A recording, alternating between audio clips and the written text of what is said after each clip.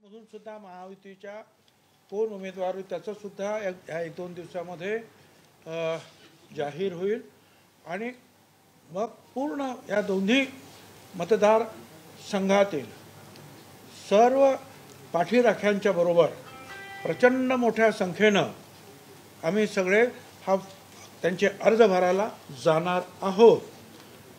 ह्या दोन्ही मतदारसंघातील नाशिक जिल्ह्यातील सर्व महायुतीच्या कार्यकर्त्यांनी हितचिंतकांनी त्यासाठी सपोर्ट करण्यासाठी आशीर्वाद देण्यासाठी सगळ्यांनी हजर राहावे असं आपल्याद्वारेच मी आमच्या सर्व जे हितचिंतक आहेत पाठीराखे आहेत त्यांना विनंती करतो आहे।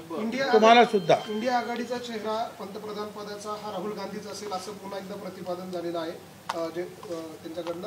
आपल्याला वाटतं का राहुल गांधी हा चेहरा कोणाकडून झालं? काँग्रेसकडनं। अहो असं आहे की काँग्रेसकडून जाहीर होणं वेगळं आणि बाकीचे जे आहेत सगळे जे इंडीमध्ये जे आहेत अनेक लोक त्यांनी सांगणं वेगळं आहे ना।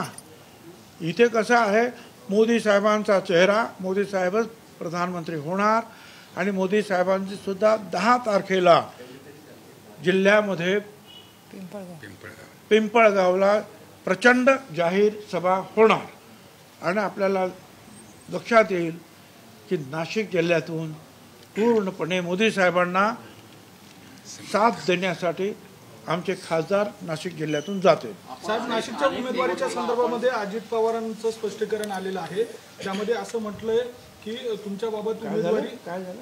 अजित पवारांचं एक स्पष्टीकरण अजित पवारांनी एका मुलाखतीत असं म्हटलंय की भुजबळ यांनी माघार घ्यायला नको होती त्यांनी घाई केली चलबिचल झाली जागा वाटप संदर्भात चर्चा सुरू असताना भुजबळांच्या स्टेटमेंटमुळे चलबिचल झाली असं अजित पवार म्हटलं। ठीक आहे त्यांना वाटणं स्वाभाविक आहे परंतु असं आहे ना की मी सुद्धा एक महिना थांबवून काय असं चातकासारखं तिकिटाकडे डोळे लावून बसणं बरोबर वाटलं नाही मला।